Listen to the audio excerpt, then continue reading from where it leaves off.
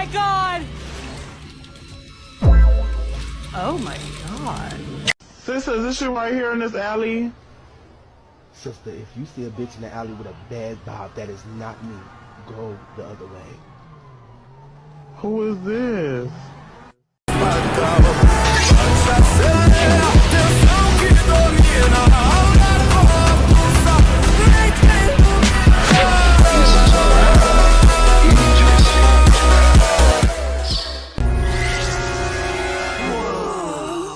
It's the hammer! He's real! Dudes, take my picture! Oh no, bro. She's running through my mind all day. Hey, Shawty's like a melody in my head. They never come outside.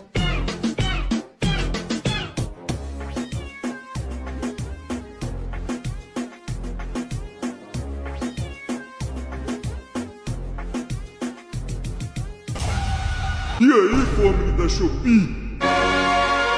Eu pensei que tu tava morto. E alguém morre nessa franquia? Então, ouvi falar que você interrompeu a cena fofinha do Hug e a Kiss. Misericórdia.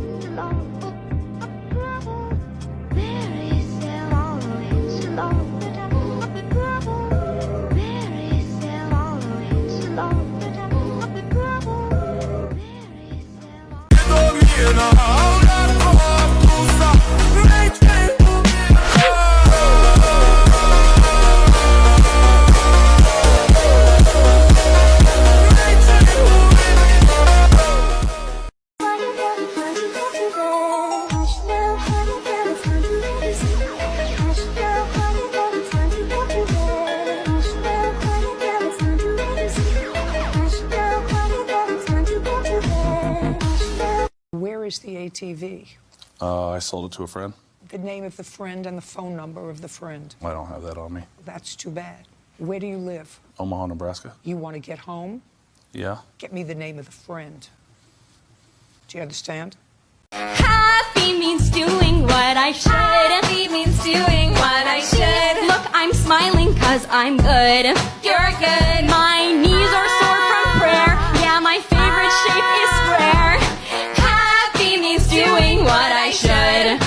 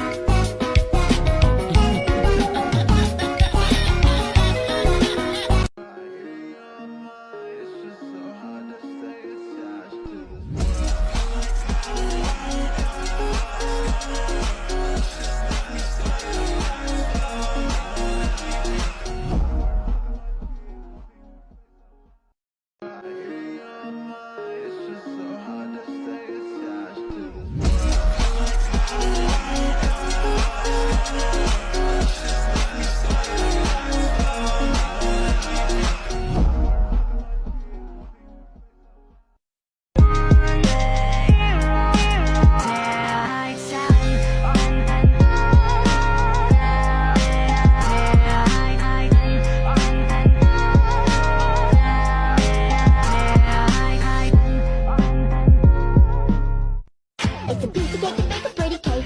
What? It's the way it's hazy. You gotta do the cooking by the book. What? You know you can't be lazy. Never use a messy recipe. What? The cake will end up crazy. If you do the cooking by the book, then you'll have a... Our special guest is going to be thrilled. He's going to kill them all. No, Candy, not Poppy. She's always been his favorite. ¿Sabe que me gusta, capitán? No, Pescar. ¿Sabe que me gusta más que pescar? no me importa. Pescar con usted. ¿Y sabe que me gusta aún más que pescar con usted?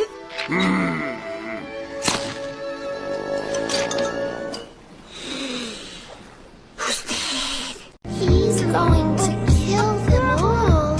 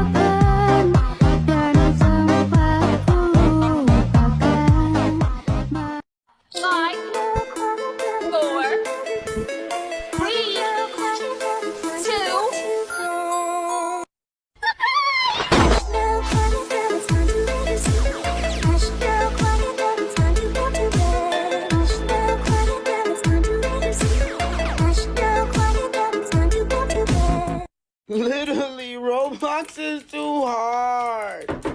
Roblox is too... Son, there's something I think you should know. No way. Now, I know this is a lot to take in, but I think you can handle it.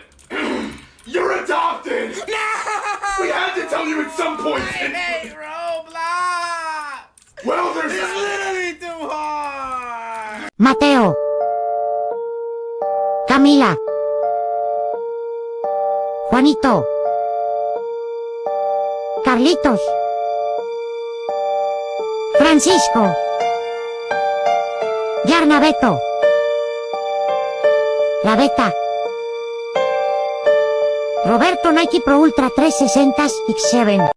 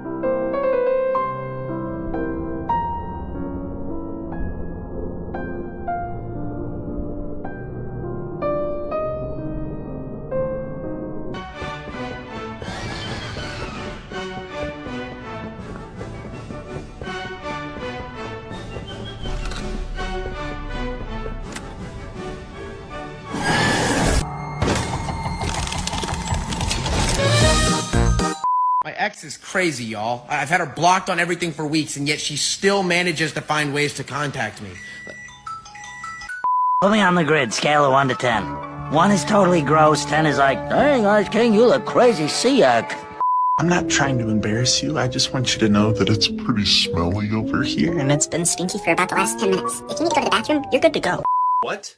You're not coming to my tea party? Bethany, I made biscuits!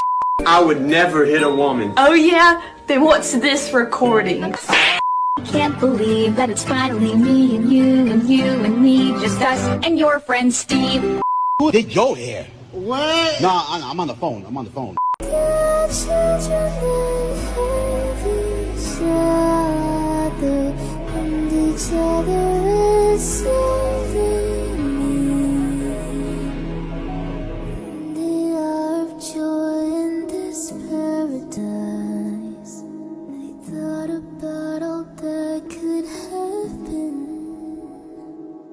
If we had never done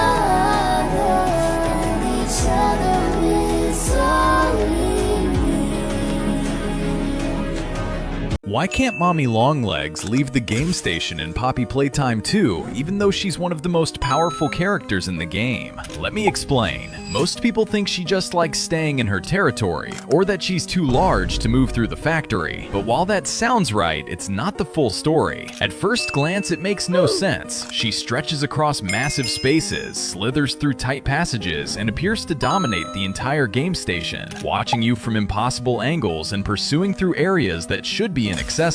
With abilities like that, leaving should be easy. But then what or who is trapping her inside? In reality, it has nothing to do with her abilities. Mommy Longlegs wasn't just living in the game station, she was stationed there. The Bigger Bodies Initiative assigned experiments to specific roles and locations. For Mommy's design, this tied her to supervising and participating in game station testing instead of roaming free.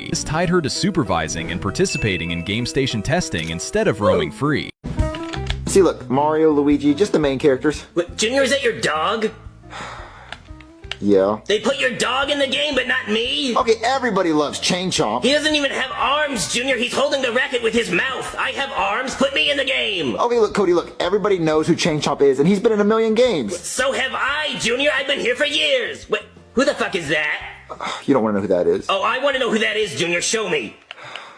Spike. Spike? Who the fuck is Spike? I've never heard of Spike. Have you heard of Spike? No. Nobody's heard of Spike. Was there such a demand that they put Spike in the fucking game? That's a conversation no one's ever had. Hey, bro, who's your favorite Mario character? Oh, you know it's Spike. Oh, mine too. Everybody loves Spike. Wanna make out? Sure. I sure wish you were Spike, because apparently he's a fan fucking favorite. Well, Cody, just calm down. Well, don't tell me to calm down, Junior. You're in the game. I'm not, because I get beat out by fucking Spike. He should be the next face of Nintendo. Super Spike Brothers. Super Smash Spike. Spike Tennis. Well, Cody, look, Spike, you know, he's kind of cool, I guess. Kinda cool, Junior. What does he do? I do magic and I can fly. What the fuck does he do? Nothing.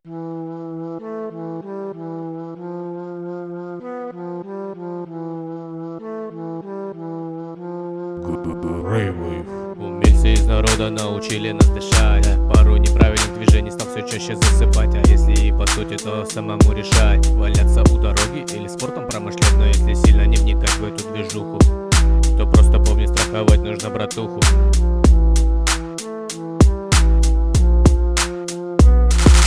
Нет, не мажор, не богатый дядя. Я просто много думаю, выгляжу опрятно. Но если есть проблема, решу ее контактно.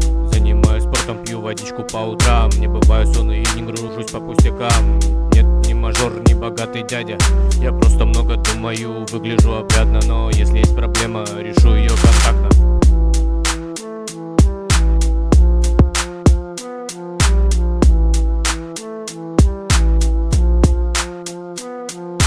Я чаще думаю, как легко дышать, уметь общаться, базар свой фильтровать. Бываю до момента без этого никак. Но если знаешь правду, зачем скрывать их так? Бывают люди добрые, бывают и не очень. Ростов ребята знают, Вася, что ты хочешь?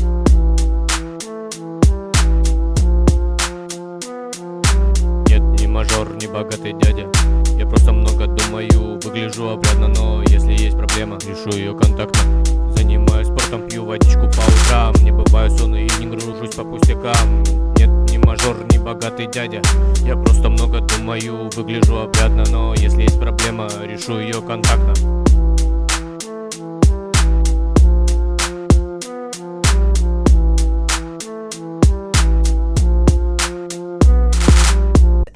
After crashing the train and watching the prototype emerge from its ashes, he chases the player and seemingly stabs us in the back, killing us, only for him to pick us up, drop us into this poppy gel canister, and somehow we miraculously were revived. But how did this happen, and why didn't the prototype kill us? Well, first off, to explain the revival, like I mentioned, after the stabbing, the prototype dropped us into this big barrel filled with poppy gel, a regenerative restorative material originally created by Elliot Ludwig, allowing subjects of the gel to be resurrected or repaired. Meaning, the prototype not only didn't kill us, but he actually intentionally revived us on purpose. And no, this isn't us seeing the game from Poppy's perspective after he took her, like a lot of people thought, because the developer Amber actually came out and confirmed that it was in fact the player. But then, if we came down here with the goal of literally trying to murder the prototype and stop him from his goal of taking Poppy, why would he choose, after finally catching us, to spare our lives? Well, this is something that goes way beyond just Chapter 5. In Chapter 2, after killing Mommy Longlegs, he just grabs her body without interacting with us. In Chapter 3, he once again just takes Catnap's body away without doing anything. And while in Chapter 4, he did blow up the ventilation area we were in, this seemed more to be an attempt at separating us from Poppy, since the explosion appeared to be a way for the prototype to drop us into the labs and nothing more. At least that's what I think. Then, in Chapter 5, even during his reveal, he never attacked us when we were literally sitting there at Lily Lovebraid's party, defenseless, and just seemed to stalk us around the labs afterwards, not doing anything. The only reason he seemed to finally go for the kill at the end was because we were trying to run away with Poppy, who he was trying to capture, but once we were seemingly killed, he still chose to go out of his way to revive us and bring us back to life. Why is this? Well, my first theory was that maybe in some way he found us useful. We were able to make it all the way down to the labs after all, where he spent most of his time, so I thought it could be possible that instead of attempting to recapture Poppy after we broke her out of her case, he could have just been waiting for us to go deeper into the factory to bring her directly where he wanted her. And while this could be partially true, at the end of the chapter, he finally got to capture her like he wanted, so there would have been no point to him reviving us afterwards, since our job that he would have needed us for was done. There had to be some other reason. The second possible theory that I had was maybe it was a moral thing. See, the prototype in the lore was an orphan named Ollie turned into this mega beast out of his will, which he did not like. So in this video, I'm going to explain what happened to the scientists after the Hour of Joy, how they were killed, how the prototype punished them for their dirty work. Let's start with Bron. His real name was Thomas Clark. Thomas Clark was a pediatrician working for Playtime Co. But after being diagnosed with terminal lung cancer, he made a decision. He willingly volunteered for the experimental program. He allowed his body to be transferred into a Bron toy. After the transfer was complete, Thomas woke up inside a small, broken Bron body, but something was wrong. Tests showed he was far more disoriented than the other experiments. CCTV footage captured him moving his eyes around in pure confusion. He didn't understand where he was. He didn't understand what had happened. And when he was placed in the same room as the other experiments, something worse happened. The other experiments realized he wasn't an orphan. He was staff. He worked for Playtime Co. And that was enough. They attacked him violently. His internal organs were severely damaged. The staff rushed him into emergency surgery. The procedure lasted 12 hours. After stabilizing him, they locked him away in a small containment cell to keep him safe from the others. But safety didn't last forever. During the Hour of Joy, the toys finally killed Thomas Clark, giving him the punishment he truly deserved. Now let's talk about Preston Willard. Preston was a biologist at Playtime Co. At first, he didn't even understand why a toy company needed someone like him until he discovered the Bigger Bodies Initiative, the program that turned orphans into living toys. Unlike many of the other scientists, Preston was disturbed by what he saw. He documented secrets in his notebook. He recorded the aftermath of Catnap's first massacre. He even faked illness to avoid seeing children he knew were going to be transformed. He felt guilt. He felt shame. But he still went to work every single day. And sometimes, knowing the truth and doing nothing is worse than ignorance. Eventually, the guilt consumed him. Preston formed a conspiracy with other staff members. Their goal? Free the toys. End the suffering. And then he made the decision that doomed everyone. He made a deal with the prototype. Preston believed there was still something human inside him. On August 8, 1995, Preston pushed the button. He released them. He thought it would bring freedom. Instead, it became the Hour of Joy. A massacre. Humans died. All of them. Even the ones who helped him. Somehow, Preston survived. He and Jessica hid for 10 days. 10 days of fear. 10 days of guilt. Eventually, Preston confessed that it was his fault. He and Jessica started arguing. Their voices grew louder, and someone heard them. Huggy Wuggy. Huggy slammed into their room door and forced it open. Preston ran in panic, screaming Jessica's name, but he ran straight into Chum. Chum captured him and delivered him to the prototype. Now, here's the part that changes everything. The prototype didn't kill Preston because Preston Preston had shown kindness to him and to the other experiments, but instead of setting him free, instead of granting him mercy, he turned Preston into Catby, paralyzed but fully conscious. He can think, he can feel, he just can't move. Now, let's talk about Gracie Green. Before she was Lily Lovebraid, she was Gracie Green, a Playtime company employee and one of the architects of the Bigger Bodies Initiative. But her story is disturbing in a different way. She didn't physically force children into the experiment. She didn't drag them into labs. She did something far worse. She prepared them. She would sit with the kids before their transformations, smile at them, talk softly, tell them everything was going to be okay. And then she made them watch the memory tapes. The tapes she hosted herself, brainwashing material, conditioning them to accept becoming toys. Think about how twisted that is. She wasn't just part of the system. She was the emotional bridge that made it easier. And when some toys didn't pass her psychological test, she sent them to the bad toy box, a room filled with grinders, a room where failed toys were destroyed. So when the hour of joy began, experiments like Hoppy Hopscotch and Baba Chop came for her. They came to capture her, but she hid, barricaded herself inside a room. In a panic, she tried calling security, but before anyone could save her, the other experiments broke down the door, and she begged for forgiveness. But forgiveness was never part of the plan.